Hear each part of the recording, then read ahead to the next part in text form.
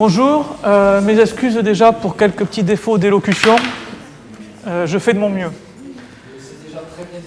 Je vais vous parler de maîtrise foncière. Alors pourquoi c'est moi qui vous parle de maîtrise foncière? Parce que ça fait partie des missions principales d'un conservatoire d'espaces naturels.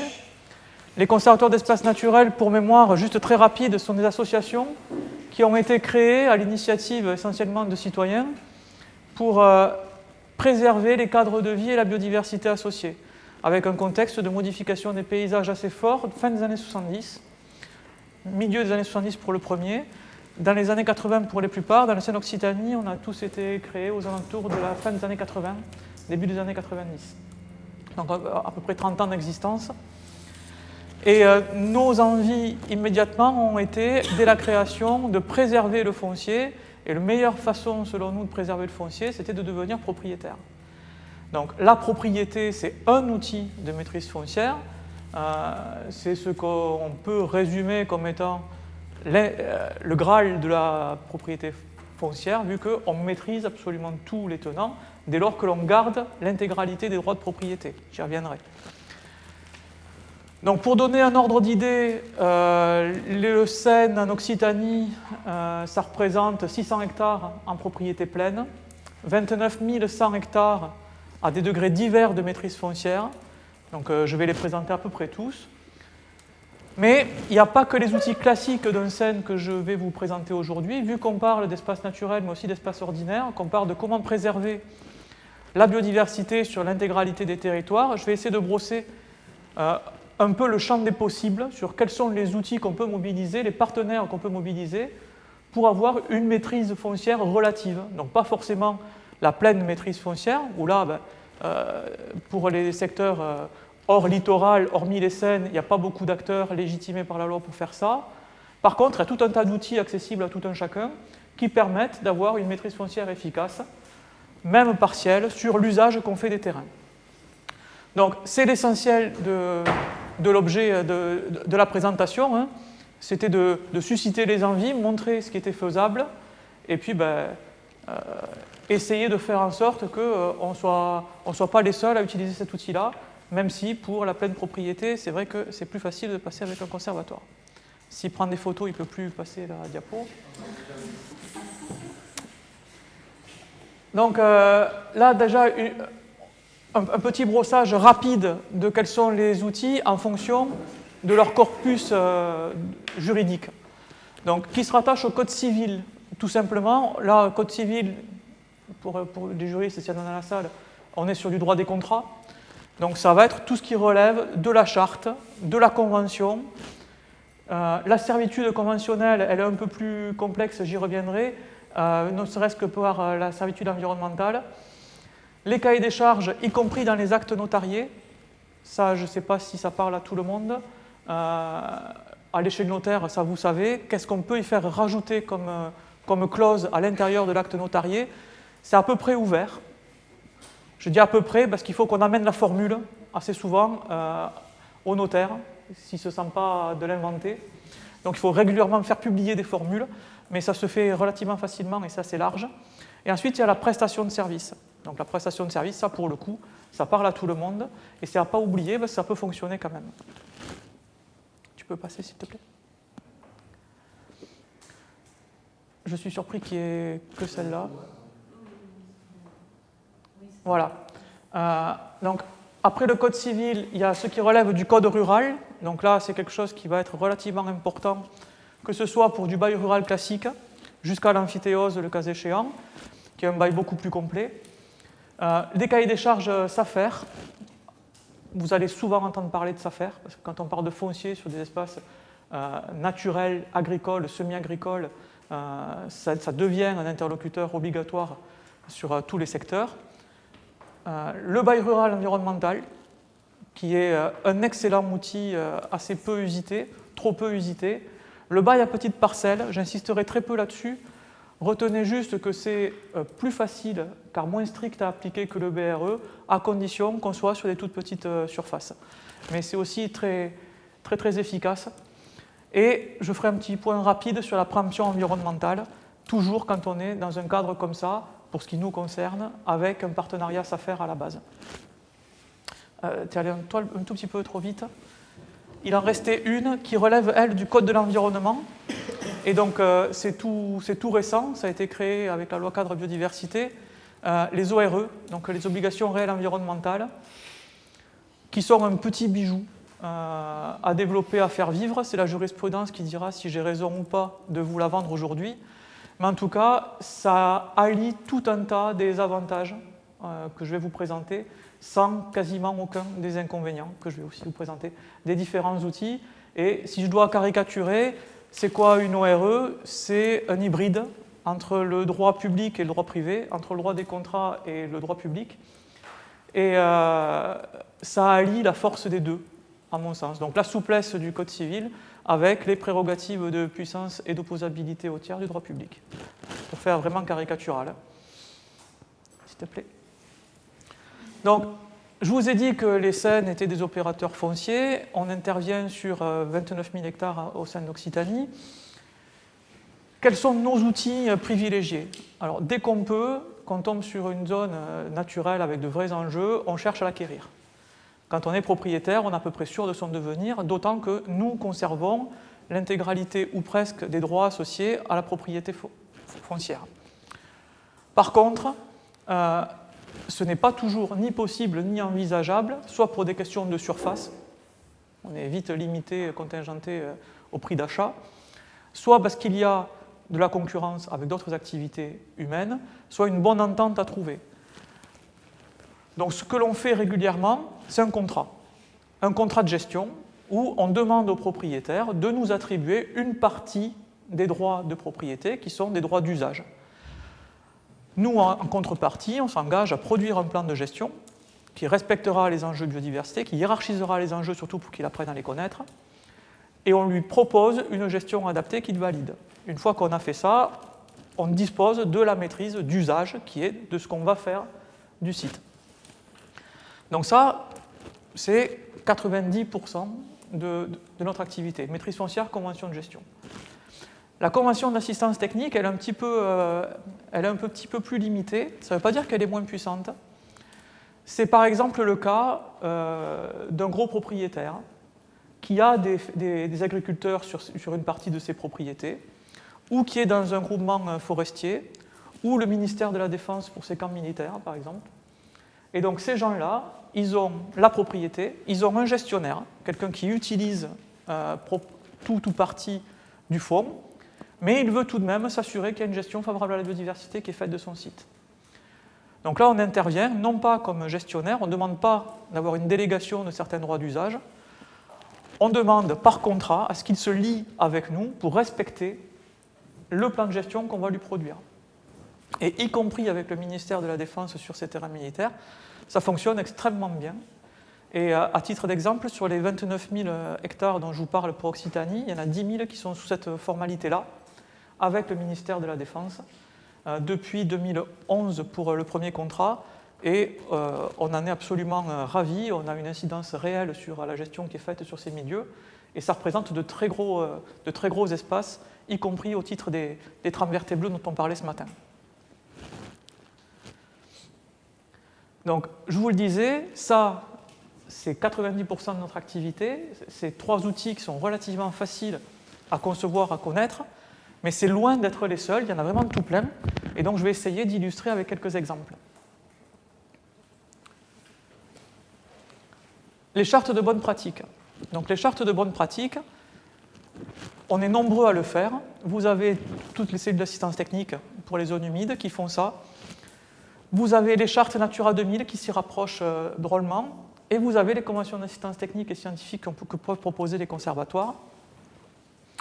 Le but du jeu, c'est non pas de venir récupérer la gestion, mais de constater que la gestion qui est mise en œuvre sur les espaces est favorable à ce que l'on a identifié comme étant des enjeux.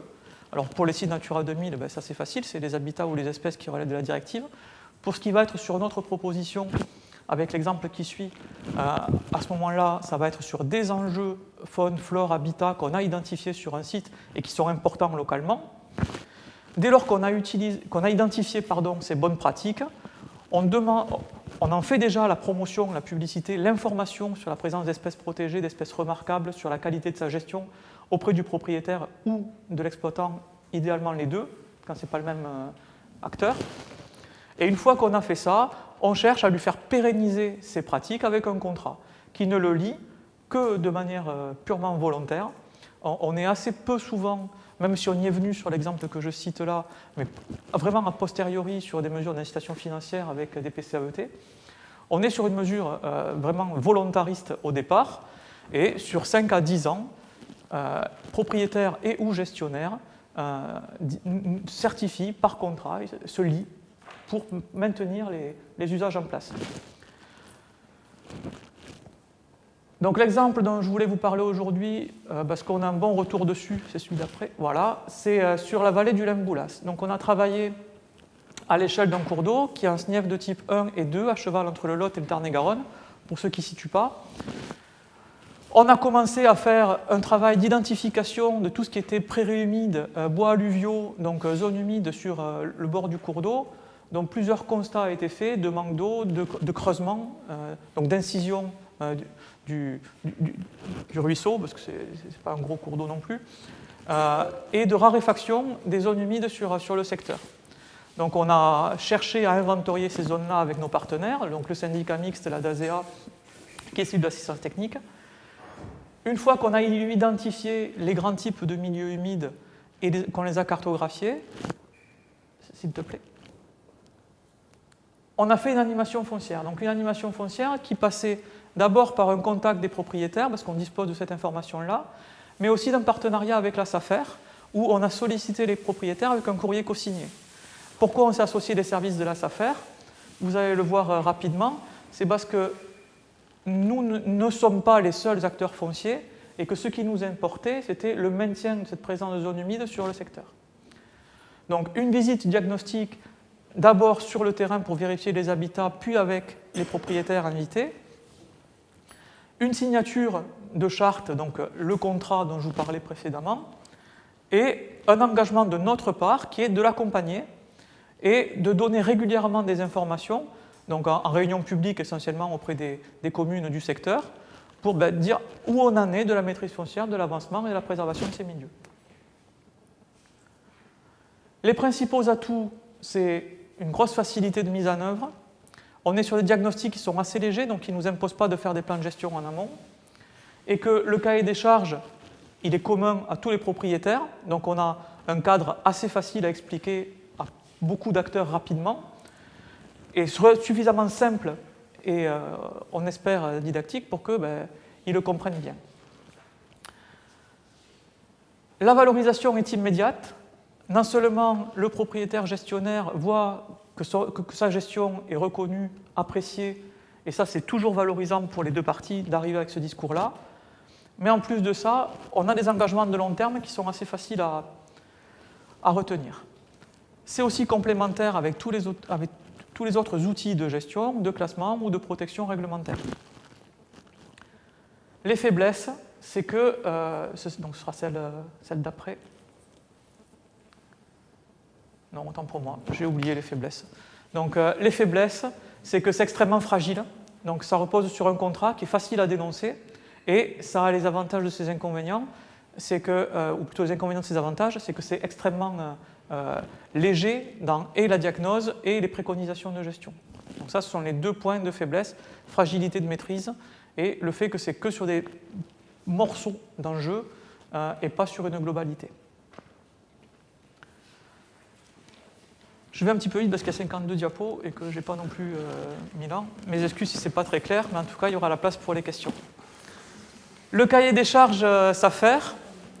Donc le cahier des charges SAFER, il s'apparente vraiment à ça. Quand on a fait cet exemple sur le Lemboulas, on s'était engagé sur un programme qui est soutenu par l'agence de l'eau à Dour-Garonne essentiellement, d'acquérir, je ne me souviens plus du nombre d'hectares, mais je crois que c'était 13 hectares sur le secteur.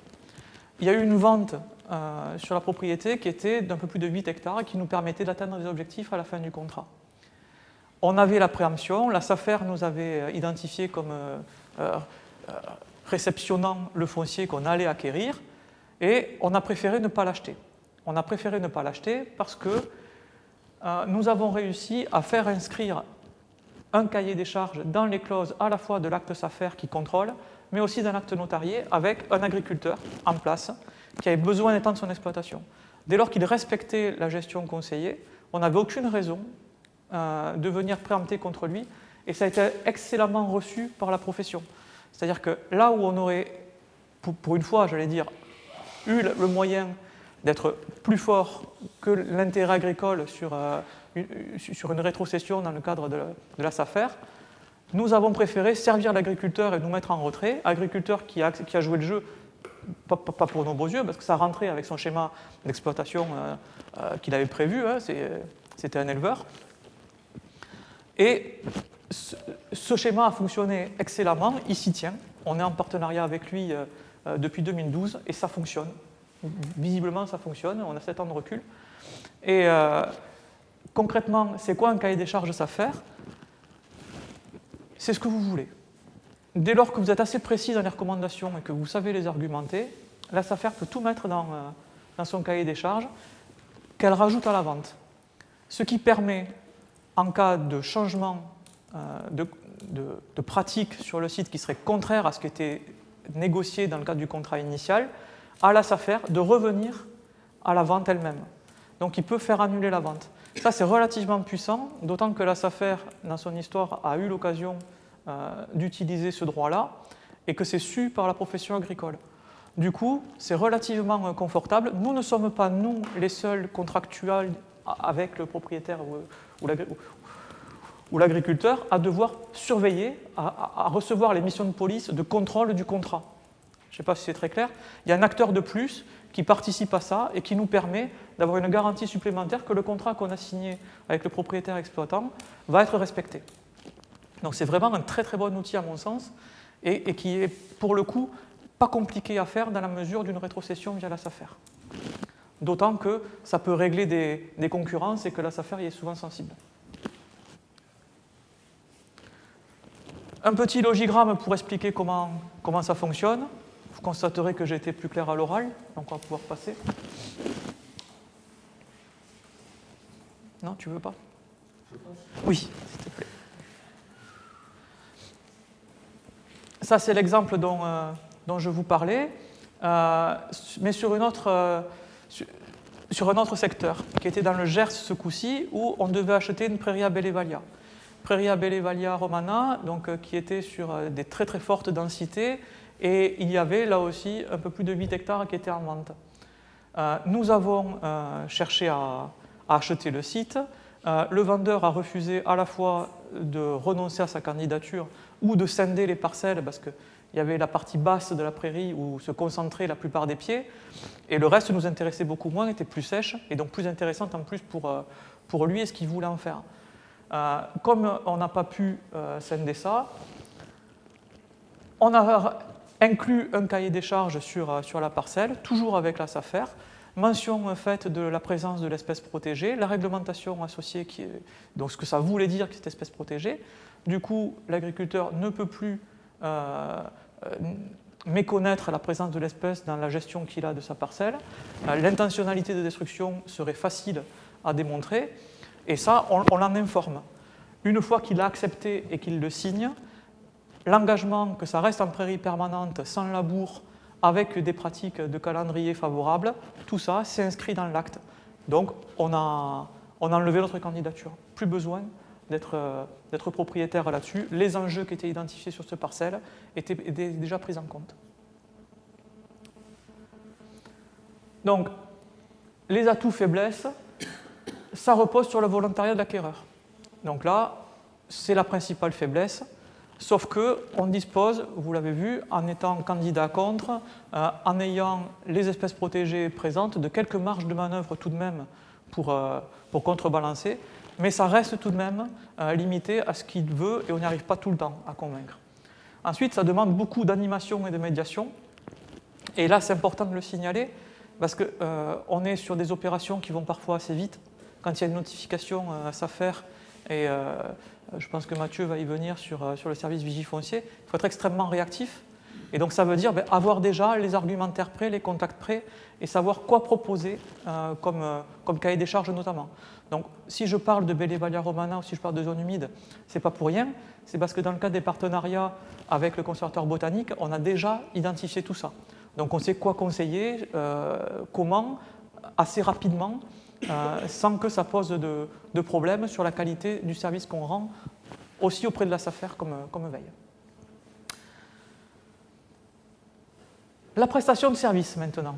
Donc la prestation de service, ça vous savez exactement ce que c'est. Par contre, ce n'est pas évident de parler de ça quand on parle de maîtrise foncière. Parce que pour le coup, ce n'est pas un outil qui apparaît si intuitif que ça. Par contre, ça permet d'avoir des actions de gestion qui sont ciblées et que l'on identifie. Et ça, c'est plutôt pas mal. Une pratique agricole ou une pratique forestière, quand elle va arriver sur un milieu semi-naturel, ça va être avec une vocation économique systématiquement. Quand c'est nous qui en sommes à la ressource, il peut y avoir une valorisation économique par la personne qui vient intervenir, mais selon notre bonne commande.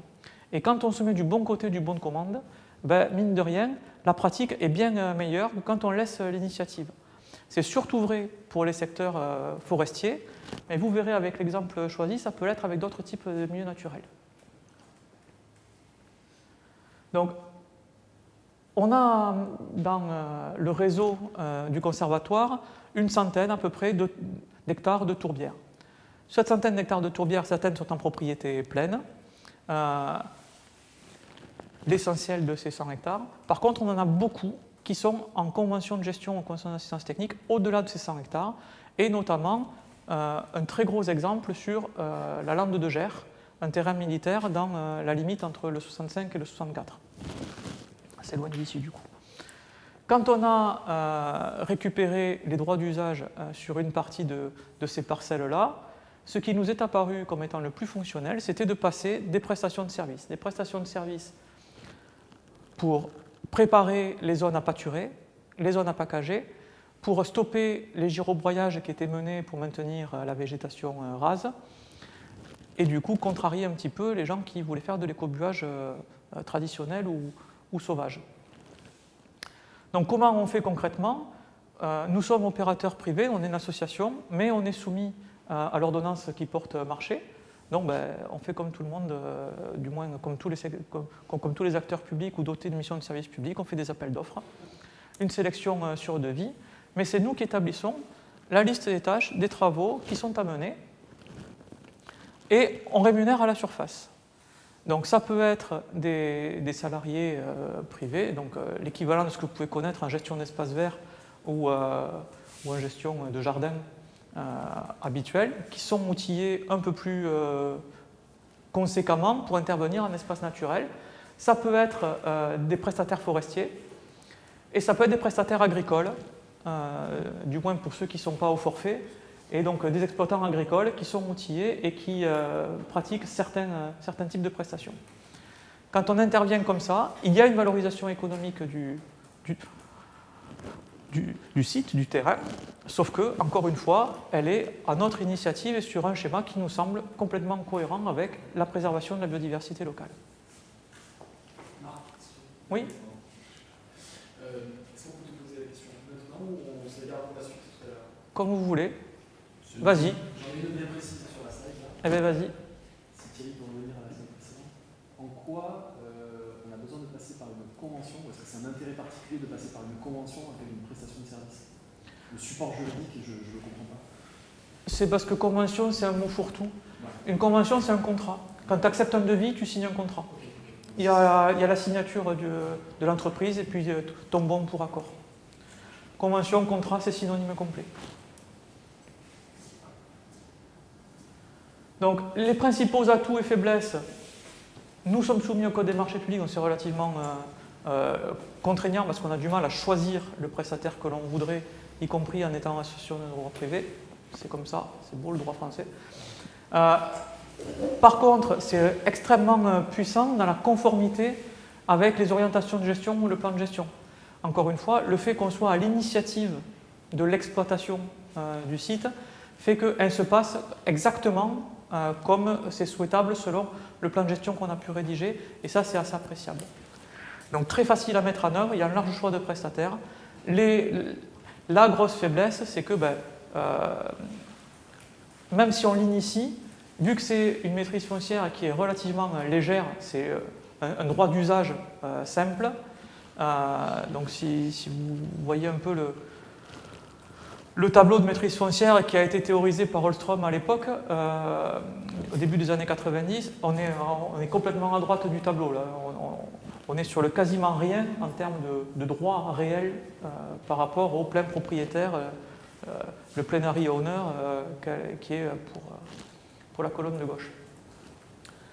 Donc, on est révocable assez facilement, et dès lors qu'on a montré qu'il pouvait y avoir un débouché économique, il faut être suffisamment fort dans le commentaire et l'analyse pour ne pas se faire récupérer par le propriétaire principal du site, l'activité qu'il peut y avoir dessus. La servitude conventionnelle environnementale. Je ne vais pas vous en parler. Non, il y a beaucoup de diapositives. Elles sont super intéressantes. Fais-les dérouler doucement pendant que je parle. Alors, doucement, c'est relatif. J'aurais dû être plus précis. Alors, pourquoi je vous en parlerai très peu ? Je vous en parlerai très peu parce que c'est un outil qui est relativement difficile à mettre en place. La servitude, beaucoup d'entre vous connaissent, parce que vous y avez sûrement été confrontés dans votre vie privée. Ça nécessite d'avoir un fonds dominant et un fonds servant. Désolé pour le jargon, ça veut dire qu'il y a un bien qui peut nuire, porter incidence à un autre bien. Donc il y a un dominant et un servant. C'est typiquement une servitude de vue ou de passage sur les zones habitées. Donc, ces servitudes-là, il pourrait y en avoir une environnementale. Imaginons un versant avec une forêt qui égage de la qualité de l'eau de l'étang qui est juste en dessous. Imaginons une zone de prairie avec un boisement. Le boisement, il est nécessaire à ce que la prairie soit bien packagée. Il faut avoir ce luxe d'avoir le fonds dominant et le fonds servant. Quand on a un enjeu environnemental, ce n'est pas évident. Si on avait travaillé là-dessus assez fortement avec la création d'une formule publiée dans une revue de juristes, tout va bien pour que ce soit facile à mettre en œuvre par les notaires. La formule, c'est la phraséologie, c'est la façon d'écrire la contrainte, donc la servitude dans l'acte notarié. Si on avait fait tout ça, c'est parce qu'à l'époque, il nous semblait important qu'un propriétaire puisse dire je veux que quand je vais vendre mon bien, il y ait ce service environnemental qui reste comme une servitude et qui soit attaché à tous mes successeurs. Et pour nous, c'était assez important d'avoir ça, parce qu'il y a beaucoup de mouvements fonciers, on le voit avec les partenariats avec la SAFER, et que ces partenariats fonciers, on ne peut pas intervenir partout, c'est beaucoup trop vaste. Mais quand il y a la volonté d'un propriétaire de préserver un enjeu environnemental qui nous tient à cœur, on essaye de l'aider à ce que quand il se débarrasse de son bien, quand il le vend, pour régler une succession à venir ou pour un changement de profession ou un déménagement, il puisse garder sa volonté de voir le bien garder un caractère naturel. Donc on avait fait tout ça. On avait fait le test sur un site en particulier dont je vous parle là, on avait fait la formule notariée, on l'avait fait publier, ça fonctionne.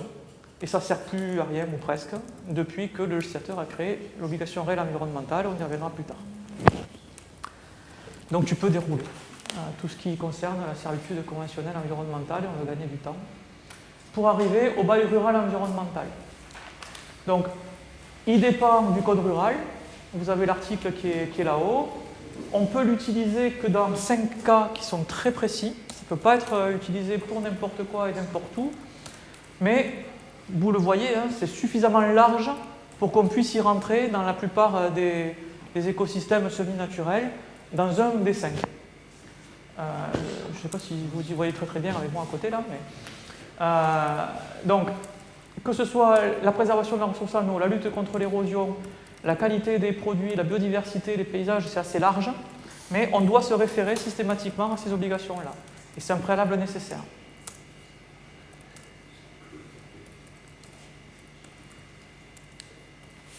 Le bailleur peut être une personne publique, une association agréée, une personne morale, entreprise solidaire ou une fondation d'utilité publique. C'est relativement restrictif, ce n'est pas ouvert à toutes les personnes privées. Par contre, ça n'importe quel type d'espace et pour toute clause. Et ça, c'est la principale force. Les bailleurs privés, c'est que pour les espèces protégées et pour les espaces protégés, pardon, et sur des clauses qui sont conformes aux documents de gestion officiels. Donc ça, ce qui présuppose qu'il y a un document de gestion officiel. Donc assez souvent, on est dans les espaces protégés, soit on va être sur des écosystèmes forestiers qui ont un document d'aménagement ou un plan simple de gestion. Donc vous avez la liste de ce qu'on entend du coup par espace protégé à ce titre-là, et vous verrez qu'il y a des périmètres qui ne sont pas dans ce qu'on accepte d'habitude comme étant des aires protégées, vu qu'il y a la mention expresse au travers vert et bleu depuis le Grenelle et au périmètre de compétence du Conservatoire du littoral. Donc, le Conservatoire du littoral, c'est comme les Seines, à part que c'est public. Ça fait de la maîtrise foncière, c'est reconnu par la loi, mais cette maîtrise foncière-là, elle n'est pas d'incidence réglementaire en termes de protection. Donc, c'est pour ça que j'ai rajouté ce petit bémol pour expliquer qu'est-ce qu'était la notion d'espace protégé ici. Donc ça, c'est une redite. Je n'aurais pas dû le mettre, pardon. Les clauses pouvant être incluses, donc on est sur un bail rural, donc on est sur certaines pratiques agricoles, et donc ce que l'on peut mettre à l'intérieur de ce contrat, c'est par exemple, je vous donne une série d'exemples, mais elle est limitative, c'est-à-dire que sorti de ce qui est marqué là-dessus, vous êtes en dehors du code rural. Donc c'est le non-retournement des prairies, la création, le maintien et les modalités de gestion des surfaces en herbe, donc date de fauche, extension, semis, intrants, les modalités de récolte, avec quel type de machine et comment, l'ouverture d'un milieu embroussaillé,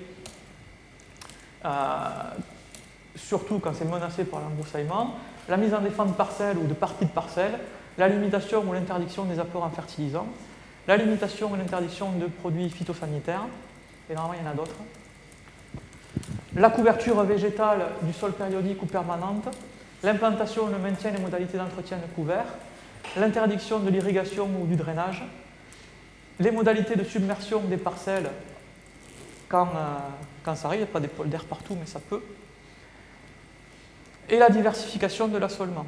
Donc vous voyez que c'est une liste close, on ne peut pas aller au-delà, mais que c'est somme toute extrêmement large, pardon, à défaut d'être vague, je me suis mal exprimé, et que du coup, quand on est sur une discussion avec des exploitants agricoles, on couvre à peu près tous les usages sur lesquels on a l'habitude, en tout cas, de venir quand on fait un cahier des charges ou un plan de gestion.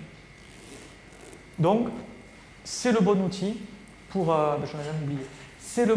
C'est définitivement le bon outil pour agir auprès d'un exploitant agricole en lui laissant, encore une fois, la gestion, vu que ça va être lui l'exploitant de la parcelle, mais en travaillant avec lui via ce bail, un contrat, c'est ça un bail, hein, c'est un contrat de location, ni plus ni moins, où le bailleur, celui qui détient le bail, va appliquer une partie de ce qu'on a mis dans le contrat. Le fait qu'il soit à vocation environnementale, ça permet d'aller relativement loin. Ça a comme qualité d'être assez facile à mettre en œuvre avec des exploitants vertueux ou qui se reconnaissent, qui s'engagent dans ces démarches-là. C'est relativement faible, sauf à être plein propriétaire. Quand on est plein propriétaire et qu'on a besoin, ça c'est souvent le cas sur nos sites, d'une exploitation agricole pour maintenir des usages, pour maintenir des habitats qui sont d'importance pour nous, c'est par contre un outil idéal en complémentarité. Alors concrètement, ce sont des durées qui sont inférieures à 9 ans. Pour les prix des baillages, ça c'est très intéressant, c'est qu'on peut être en dessous des minima. Je ne sais pas si vous le savez, mais quand on fait un bail rural, il y a des valeurs de baux, des montants de baux qui sont cadrés. La SAFER est vigilante au respect du prix des baux comme de la valeur des terres, vu que c'est indexé dessus, hein, la valeur des baux. Et quand c'est sur des conditions comme ça, de beaux petites parcelles ou de bail environnemental, on peut aller en dessous. Parce que, vu qu'on amène un cahier des charges très strict à l'exploitant, la rentabilité du terrain est grévée, et donc on a des autorisations pour aller en ça. Et là, c'est notre principale force, quand on négocie ce type de baux avec les exploitants, c'est que du coup, ben, la location de la terre lui coûte parfois rien, ou quasiment rien, et ça rend de suite son modèle plus crédible. Oui? Ça veut dire qu'on pourrait mettre un prix nul? Oui, on est allé jusqu'au prix nul. Mais sur un bail petite parcelle. Le nul, c'est très délicat à avoir.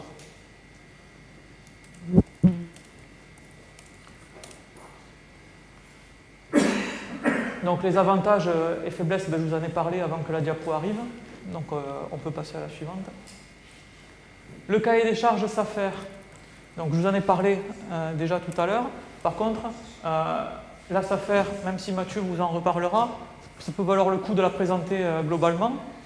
Donc ce qu'il faut savoir, c'est que c'est une société anonyme. La SAFER, c'est une vraie société. C'est pas un service public, c'est pas une association, c'est fait pour faire de l'argent et ils n'oublient pas. C'est important quand on discute avec eux de savoir que ben, c'est leur vocation et ils le savent. À côté de ça, dès qu'on est au clair, tout va très bien. Ils sont sans but lucratif, c'est-à-dire que leurs administrateurs ne reçoivent pas les bénéfices. Ils ont des missions d'intérêt général, ils sont dans la loi, ils sont dans le code rural. L'État leur confie, le législateur leur a confié comme mission de veiller à dynamiser l'agriculture, favoriser l'installation des jeunes, protéger l'environnement, les paysages et ressources naturelles et accompagner le développement de l'économie locale. Donc là, ce sont leurs trois piliers. Une de leurs missions qui découle de ces trois-là, c'est d'être le garant de la non-inflation du prix des terres. Et donc de maintenir un niveau de prix des terres acceptable pour qu'il puisse y avoir des installations régulières d'agriculteurs. Donc ils sont très vigilants à ça. La loi ne fixe pas de priorité entre leurs trois missions, qui étaient dans la diapo juste avant, mais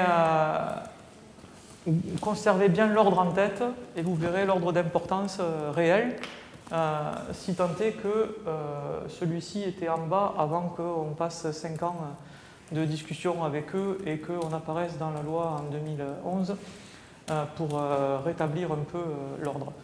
De manière très prosaïque et sans langue de bois, c'est d'abord l'installation d'agriculteurs et d'agriculture sur les parcelles agricoles qui est la vocation première et la mission première de la SAFER. Il ne faut pas l'oublier. Le fait qu'ils aient d'autres missions ne veut pas dire que celle-là n'est pas prioritaire dans leur fonctionnement. Et ce n'est pas un jugement de valeur, j'en dis pas du mal quand je dis ça. Je décris la réalité. Mais il y a les deux autres leviers. Donc celui-là pour l'économie locale, c'est essentiellement à la demande des collectivités locales.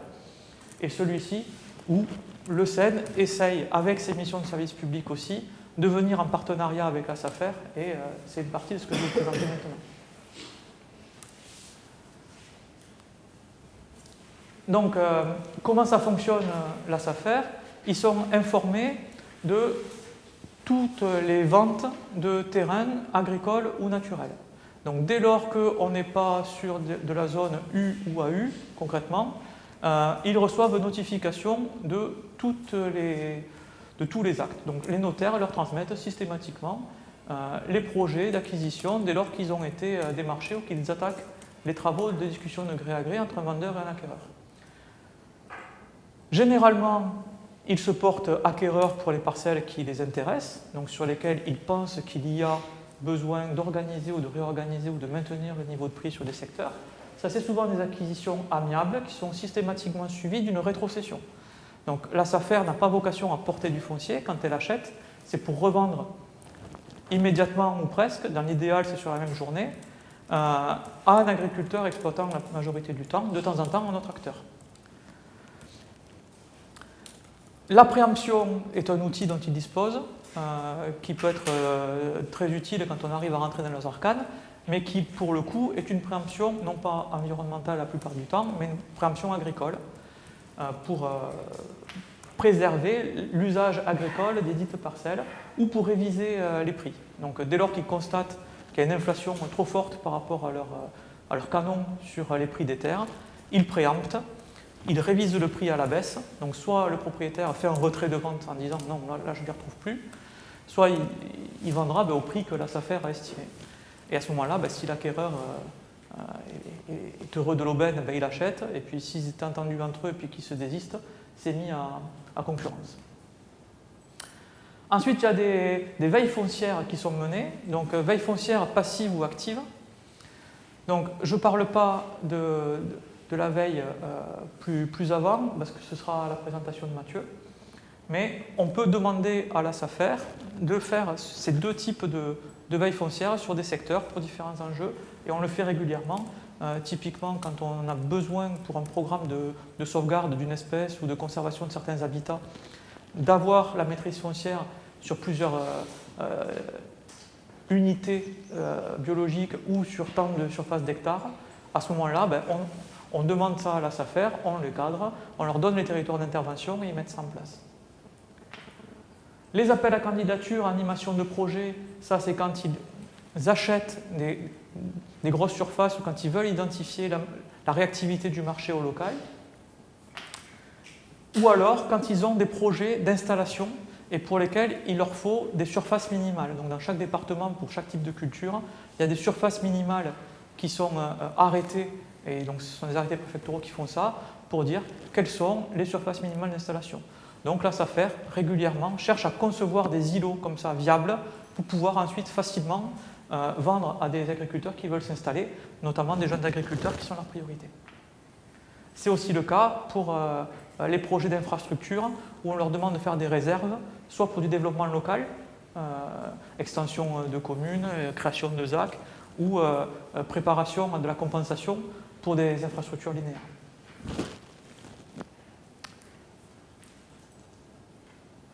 Là aussi, petit logigramme très clair. Notez le choix des couleurs, c'est audacieux.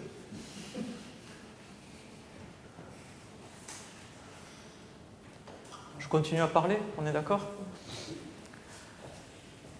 Les principales caractéristiques, donc, c'est que l'activité de la SAFER, elle a vocation agricole et un peu forestière. Je dis bien et un peu, parce que c'est qu'une certaine catégorie de forêts sur lesquelles ils peuvent intervenir, mais aussi environnementale. Les cahiers des charges SAFER, généralement, ils se font sur une période de 10 ans, mais quand c'est sur certains enjeux qui sont beaucoup plus longévifs, et donc c'est là où on reparlera de forêt, le cas échéant, on peut aller jusqu'à 30 ans. En tout cas, on l'a expérimenté, ça fonctionne, ils peuvent y aller. En cas de revente, quand il y a un cahier des charges de la SAFER qui a été mis dans l'acte, non seulement il y a ce que je vous disais tout à l'heure, la mission de contrôle et de police exercée par la SAFER sur le respect du contrat et des clauses qui sont dedans, mais il y a aussi un droit de préférence à la revente. C'est-à-dire que si le propriétaire vend son bien, la SAFER en est non seulement informée parce qu'elle est tout le temps, mais en plus de ça, elle peut dire je suis dominant et c'est moi qui dois pouvoir discuter avec le vendeur en premier pour m'entendre avec lui. En cas de non-respect, il y a plusieurs types de sanctions qui sont prévues jusqu'à la résolution de l'acte. La résolution de l'acte, ce n'est pas l'annulation, parce qu'on peut remonter dans le temps sur une période de propriété foncière, mais ça veut dire que le propriétaire est dépossédé de son droit de propriété tout simplement et ça revient à la SAFER. J'accélère. Donc le problème, c'est que c'était relativement peu suivi et qu'il y avait des volumes très importants avec un manque de moyens sur les missions de contrôle. Ça, c'est le problème. Problème qu'on a levé sur l'exemple que je vous donnais sur l'Emboulas tout à l'heure. Vu que la SAFER a, par écrit, attribué un droit de contrôle aussi au SEN sur les parcelles qui étaient conventionnées ou avec les chartes de bonne pratique. Et donc, c'est nous qui étions les yeux de la SAFER pour faire le suivi de contrôle de ça. Ça, c'est l'exemple dont je vous ai déjà parlé, donc tu peux rouler s'il faut qu'on gagne du temps. Continue. Il ne faut pas me le dire deux fois, moi, d'aller vite. La préemption environnementale, donc là, je ralentis un petit peu. Donc, je vous en ai parlé vite fait. Concrètement, la démarche, il faut qu'elle soit validée, approuvée par les services de l'État. Ça, c'est une condition sine qua non. C'est-à-dire que la préemption environnementale elle doit découler d'un vrai enjeu, mais un enjeu qui n'est pas seulement vrai pour le pétitionnaire, pour le demandeur de préemption, ni même pour la SAFER. Il faut que ce soit validé par l'autorité compétente, en l'occurrence, ça va être celle de l'État.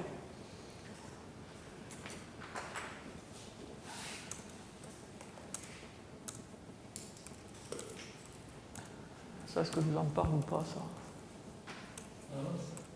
Oui, on va avancer. Si je me permets d'avancer là-dessus, c'est parce que ce qui était assez important sur ces diapos-là, c'était les décisions de Cour de cassation qui encadraient le droit de préemption et qui disaient quand est-ce qu'il était opérationnel, facile à faire ou pas. Et ça, c'est primordial quand vous êtes pétitionnaire pour une préemption environnementale auprès de la SAFER et que vous voulez qu'elle soit effective. Il faut montrer que vous êtes dans les clous vis-à-vis de ces arrêts-là. Sauf que dans le diaporama qui vous sera remis, vous avez tout à la fin et vous avez les arrêtés. Donc si vous voulez aller plus loin ou quoi, ce sera facile, donc je peux me permettre d'avancer. Vas-y. Voilà, donc là on en arrive aux obligations réelles environnementales. Je m'arrête là sur cette présentation parce qu'il y aura un petit 4 pages qui va arriver, ce sera le deuxième document.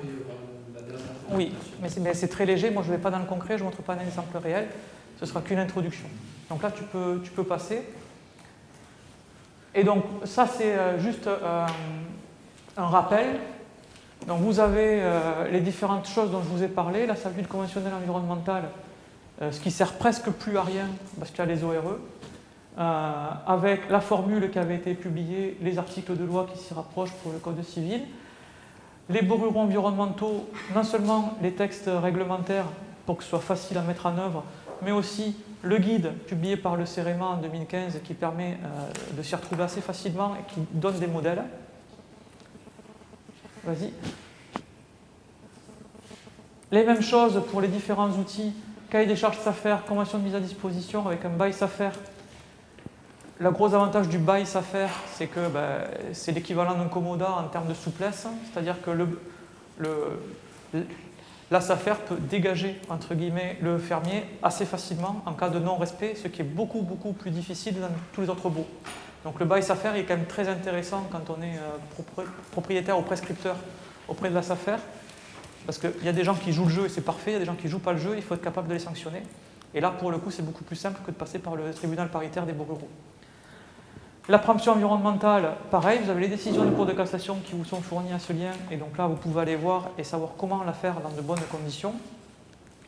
Et les obligations environnementales, si je vous ai mis la petite loi et pas la loi et les articles actuels, c'est parce qu'associé à la petite loi, je ne sais pas si vous êtes tous habitués des débats parlementaires, mais la petite loi, c'est celle qui est juste avant la loi quand elle arrive au Sénat.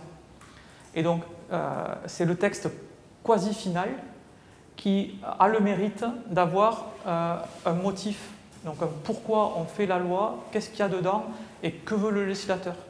Et du coup, quand on regarde ces éléments-là, on n'a pas le texte en vigueur, donc il faut être un peu habile pour aller vérifier que tout a bien été repris, mais vous avez au moins l'esprit de la loi et ce que l'on veut faire avec ce texte. C'est pas anodin si je vous mets ça. Et voilà, et normalement c'est fini. Le dernier, pardon, celui qui était juste avant, c'était donc un séminaire qui avait été organisé avec les collègues du CEN Languedoc-Roussillon sur un projet de LIFE sur l'intendance des territoires. Et donc on avait une présentation de quels étaient les avantages et inconvénients de la protection conventionnelle. Donc tout ce qui se fait de l'ordre du contrat, donc tous les baux, mais aussi les conventions de gestion dont je vous parlais précédemment, les conventions d'assistance technique, ou les cahiers des charges de bonne pratique.